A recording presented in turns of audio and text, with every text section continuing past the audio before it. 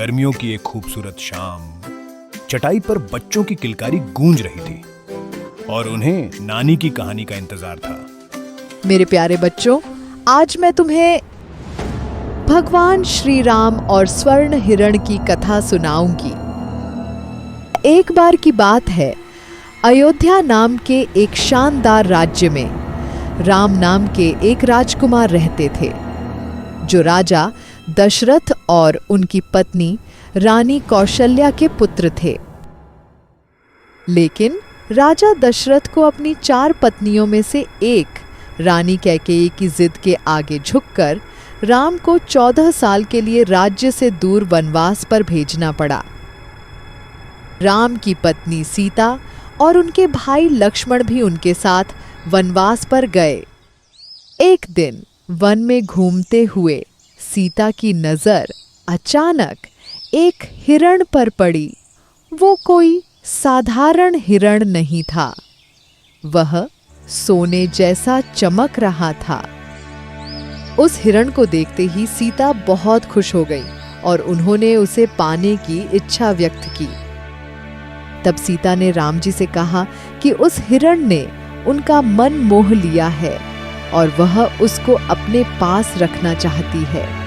अतः भगवान राम धनुष और बाण लेकर सोने के हिरण के पीछे चले गए और लक्ष्मण जी को सीता की देख रेख करने के लिए छोड़ गए। हिरण राम जी को घने जंगलों में ले गया। राम जी उसके पीछे दौड़ते रहे, लेकिन हिरण उनकी पहुंच से दूर ही रहा। जब राम के बाण ने हिरण पर प्रहार किया, तब उन्हें पता चला कि वह कोई साधारण प्राणी नहीं है। वह दरअसल मारीच नाम का एक शक्तिशाली राक्षस था, जिसे रावण ने राम और सीता को धोखा देने के लिए भेजा था।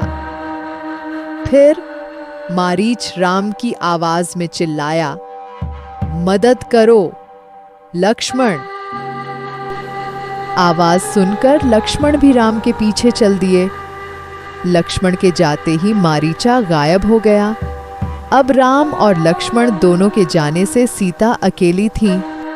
रावण इसी समय का इंतजार कर रहा था।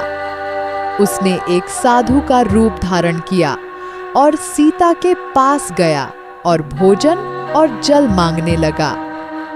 जैसे ही सीता ने उसे भोजन और जल देने के लिए बाहर कदम रखे, रावण ने अपना असली रूप प्रकट किया और उन्हें अपने साथ लंका ले गया।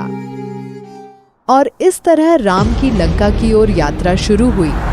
एक ऐसी यात्रा जिसने अच्छाई और बुराई के बीच महायुद्ध को जन्म दिया, जो समय के साथ हमारी गाथाओं में सबसे महान युद्धों में से एक बन गया, रामायण और रावण का वध।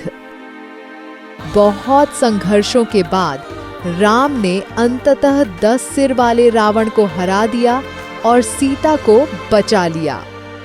याद रखो बच्चों, चमकदार दिखावे से बेवकूफ न बने। हर कदम उठाने से पहले सच्चाई जान लो। हर इच्छा पूरी करने से पहले उसके परिणामों को समझना चाहिए। ये एक ऐसी कहानी है जिसके साथ दुनिया भर के बच्चे बड़े हुए हैं और ये हमें जीवन के बारे में और अच्छी और बुराई के बारे में मूल्यवान सबक सिखाती है। बाय बाय बच्चों। हमारी संस्कृति से संबंधित अनूठी व सुंदर कहानियों के लिए हमारे चैनल नमस्ते नानी को सब्सक्राइब करें।